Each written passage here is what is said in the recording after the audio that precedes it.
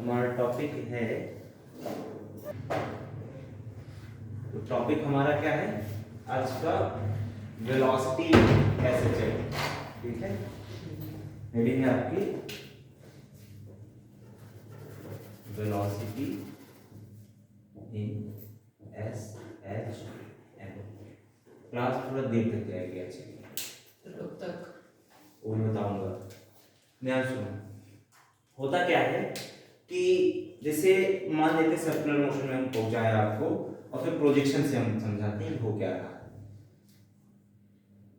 ये मान लो कोई आज सर्कल भी नहीं बनेगा क्या?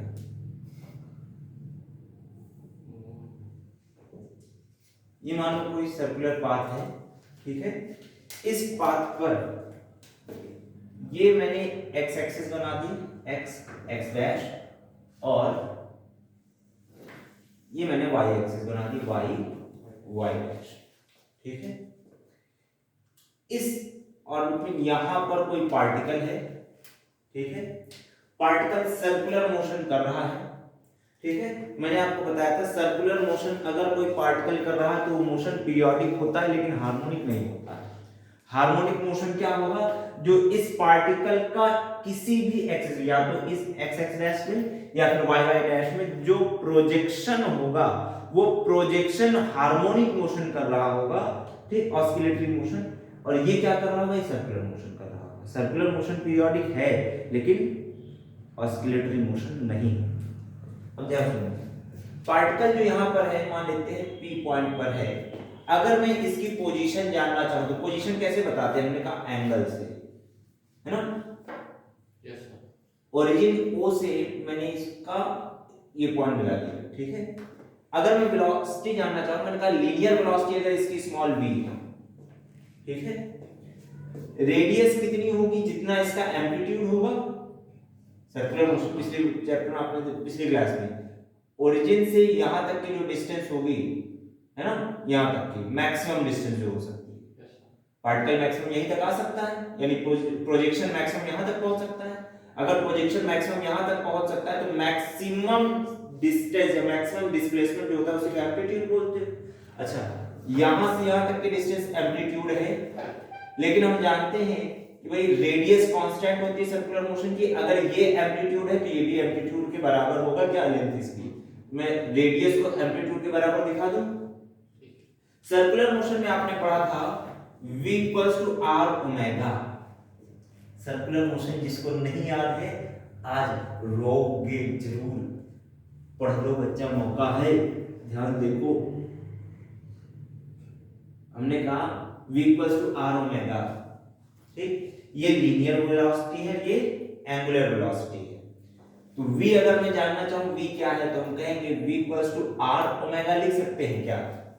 लेकिन सुनो सुनो, लीनियर वेलोसिटी जो होता है वो रेडियस इनटू एंगुलर वेलोसिटी होता है, ठीक है।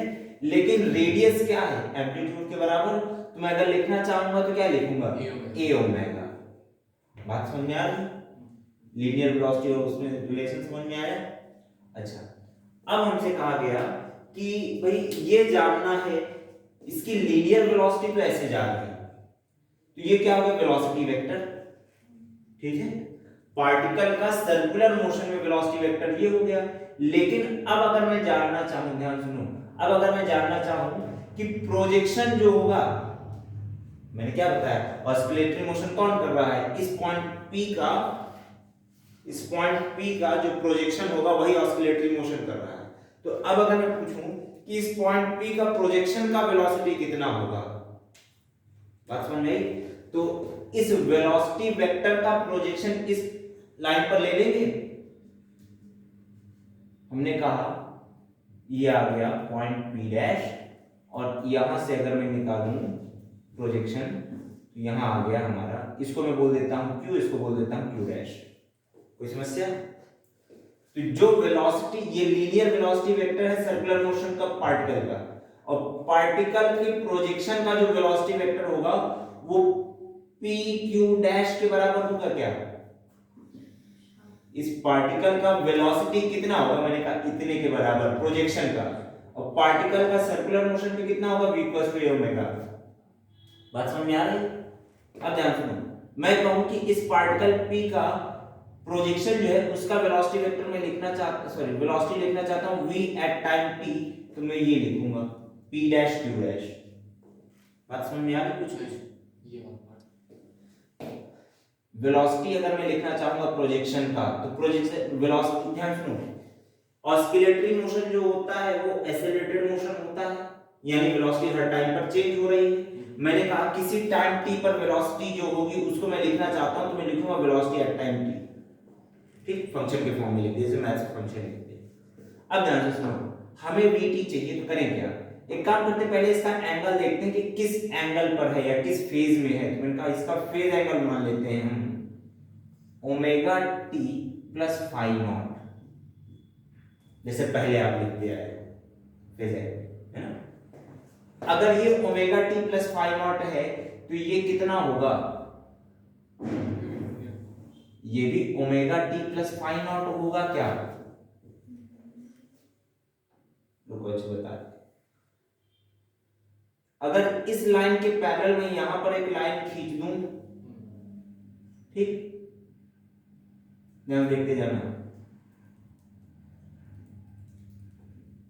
तो ये लाइन अगर पैरेलल है, ठीक, इस ट्रायंगल में मैं कहूं ओ पी डैश पी में ये राइट एंगल ट्रायंगल है, यहां पर ये भी राइट एंगल में लिया क्या? ठीक है, ये एंगल बराबर ये एंगल होगा ट्रायंगल की प्रॉपर्टी से, और अगर ये एंगल और ये एंगल बराबर है तो तीसरा एंगल अपने आप इक्वल हो जाएगा क्या? कई बार मैंने ये चीज बताई, ठीक है। अब ध्यान सुनो, अगर ये दोनों एंगल बराबर हैं, सुनते जाना, हमको चाहिए VT, ध्यान सुनो, जितना ये VT है उतना यहां से यहां तक इस पॉइंट को कोई नाम देता हूं, मान लो M। सर जी, वो MPQ and MPQ, OP dash वाला जो एंगल है वो इक्वल कैसे होगा? मैं पूरी ज्योमेट्री फिर से पढ़ रहा हूं मैं, नहीं, ठीक है, उसको बता देता हूं, ठीक है, ऐसे समझो,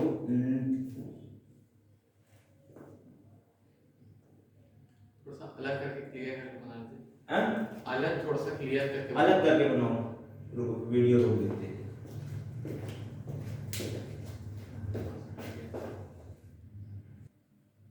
बढ़िया आगे चलो, इधर देखो, इस ट्रायंगल में अगर हम देखें PMQ में, ठीक है, PM इन ट्रायंगल PMQ, ठीक है, ये वाली लाइन इक्वल है, तो PM बराबर P dash Q dash, PM बराबर P डैश Q डैश, क्योंकि दोनों लाइन पैरेलल थी, ये भी पैरेलल है, तो ये लाइन बराबर ये लाइन होगी, ठीक है, ज्योमेट्री से। अगली चीज देखो, PM है क्या? VT के बराबर, मैंने कहा VT के बराबर, ठीक, हमको यही चाहिए। एक काम करते हैं, इस ट्रायंगल में अगर हम लगाना चाहें साइन थीटा लगाएं क्या? हमने कहा sine of omega t plus phi naught कितना होगा? एंगल के सामने वाला परपेंडिकुलर कहा जाएगा, क्यों? एंगल के सामने वाला परपेंडिकुलर कहा जाएगा, तो क्या लिखोगे? PM अपॉन हाइपोटेन्यूज क्या लिखोगे? PQ। PM क्या है? ध्यान सुनो, PM आपका VT है, वेलोसिटी एट टाइम t, और PQ क्या है? A ओमेगा, आपने लिख दिया A ओमेगा। बात समझिए? Yes sir. अब ध्यान सुनो, इस इक्वेशन से अगर हम लिखना चाहें तो A ओमेगा इधर आ जाएगा क्या? तो हमने कहा A ओमेगा हमारा इधर आ गया, A omega sine of omega t plus phi naught equals to velocity at time t। बात समझ में? लेकिन बात आती है, सुनो, जब ये सेंटर की ओर वेलोसिटी जा रही है, पार्टिकल जा रहा है, ठीक है, तो यहां पर वेलोसिटी इसकी बढ़ रही है और निगेटिव डायरेक्शन में जा रहा है क्या?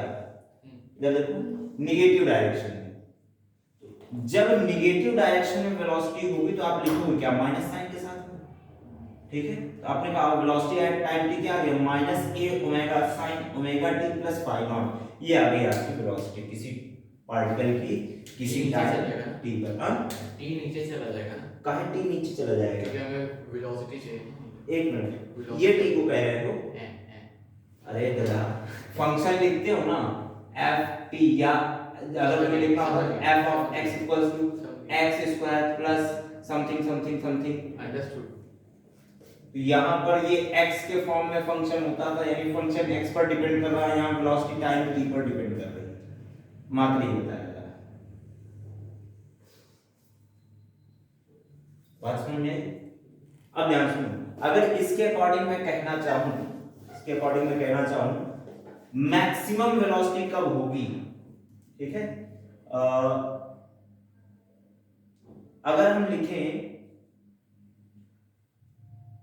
साइन को, अगर हम लिखना चाहें, ध्यान सुनो, साइन को अगर हम लिखना चाहें, यार लेजर नहीं है हमारे पास में, डस्टर, जॉन डस्टर लेते हैं ताकि इधर वाला मिटाई 180।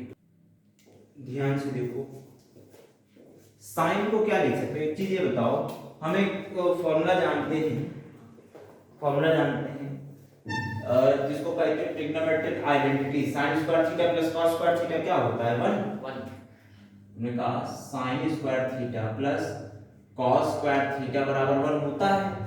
sin थीटा अगर हमको चाहिए हो तो हमने कहा sin स्क्वायर थीटा बराबर क्या लिख सकते हैं, 1 माइनस cos स्क्वायर थीटा, यानी sin थीटा अगर चाहिए हो तो हम क्या लिख सकते हैं, under root 1 minus cos square theta.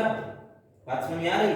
तो अगर मैं इस sin थीटा को cos में चेंज करना चाहूं तो क्या लिख सकता हूं, ध्यान सुनो,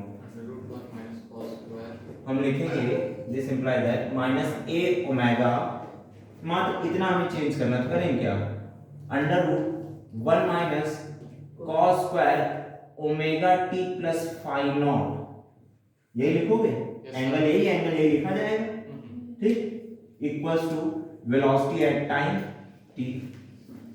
अब एक चीज नेक्स्ट, हम ये जानते हैं एज वी नो, इसको दो तरह से आप लिख सकते हो,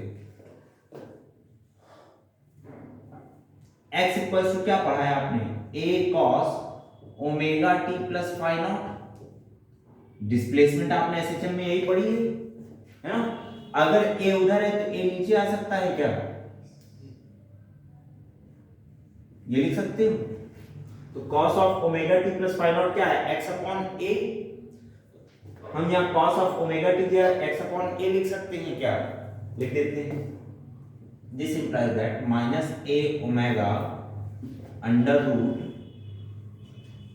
1 minus cos of omega t plus phi naught की जगह अगर मैंने लिखा x अपॉन a, उसका स्क्वायर तो इतने पूरे का स्क्वायर लिख देंगे क्या, ये किसके बराबर हो जाएगा, वेलोसिटी एट टाइम t, यानी कि वेलोसिटी एट टाइम t किसके बराबर हो गया, आपने कहा माइनस a ओमेगा, इसके अंदर अगर मैं इसको एक्सपेंड करूं क्या लिखूंगा, x square upon a square 1 minus 7, अगर एलसीएम ले लेंगे तो एलसीएम पूरे में आ गया, आपने कहा a स्क्वायर, कोई समस्या, जाना समझ में आएगा पूछ लेना, ठीक। अब ये बाहर अगर आ जाए तो आपने कहा v t equals to minus a omega under root a square minus x square, और पूरे के अपॉन में a रहेगा क्या, a से a गया, मेला देखने गया, तो वेलोसिटी एट टाइम t किसके बराबर, minus omega under root a square minus x square. आई बात समझ में, ठीक, सही हो गया वेलोसिटी का एक्सप्रेशन। हां वहां पे प्लस माइनस करके भी तो होना चाहिए ना, कहां पे, ये नीचे तक होना तो चाहिए ना। हाँ बताते हैं, देखो अगर हम कहें कि particle x equals to a पर आ जाए, यानी कि मैक्सिमम डिस्प्लेसमेंट, ध्यान सुनो, जब पार्टिकल यहां पर होगा, ठीक, तो आप क्या कहोगे, x equals to plus a, यहां पर देखो, ठीक, यहां पर x इक्वल्स टू 0 है, और यहां पर क्या लिखोगे, x equals to minus a, तीनों जगह का पोजीशन समझ में आ रहा है क्या है, तीनों वैल्यूज पुट करते हैं, हमने कहा एट x इक्वल्स टू 0 यानी कि मीन पोजीशन पर। ये कैमरा में दिखाई दे रहा है? ये ठीक। तो हमने कहा अगर x इक्वल्स टू 0 रख दें यहां पर, तो वेलोसिटी एट मीन पोजीशन क्या लिखेंगे? मैंने कहा minus omega under root a square minus x की जगह क्या लिखना है? 0 मीन पोजीशन के लिए। तो ये खत्म। आपने कहा velocity at time t equals to क्या लिखा जाएगा? Minus omega under root a square, जो कि a के बराबर आ जाएगा। आपने कहा माइनस ओमेगा a, यानी कि मीन पोजीशन पर वेलोसिटी कितनी हो गई? Minus omega a। बात समझ में आई? पहला तो आपको वेलोसिटी मिल गया। दूसरी कंडीशन आती है कि अगर आपसे कहा जाए कि at extreme position x equals to plus a रखते हैं, at x equals to plus a, ठीक? हमने कहा यानी कि एक्सट्रीम पोजीशन। एक्सट्रीम पोजीशन मतलब समझते हो? कोना वो मैक्सिमम डिस्प्लेसमेंट जहां तक वो पार्टिकल जा सकता है, ठीक है? तो हमने कहा वेलोसिटी कितना लिखेंगे? Minus omega under root a square minus x की जगह फिर ए स्क्वायर लिख देंगे क्या? एक चीज ये ध्यान सुनो, अगर हम माइनस ए लिखते तब भी वो एक्सट्रीम पोजीशन ही होता। मैं काम करते हैं दोनों केस ही एक बार ले लेते, प्लस माइनस ए दोनों के लिए। तो प्लस माइनस ए का अगर मैं स्क्वायर करूंगा तो प्लस ए स्क्वायर होगा, प्लस ए का स्क्वायर प्लस ए स्क्वायर, माइनस ए का स्क्वायर भी प्लस ए स्क्वायर। तो हमने कहा यहां क्या आ जाएगा? Minus omega under root a square minus A square. A square से ए स्क्वायर गया मेरा देखने, 0 into omega 0, velocity at time t eight extreme position कितना आ गया? 0। तो आपने कहा कि मैक्सिमम वेलोसिटी यहां मिल रही है और यहां पर 0। एक्सट्रीम पोजीशन पर वेलोसिटी 0 और मीन पोजीशन पर वेलोसिटी मैक्सिमम मिलेगी किसी एसएचवी में। आई बात समझ में? पक्का? चलो अब जो डाउट हो वो पूछब शुरू करो।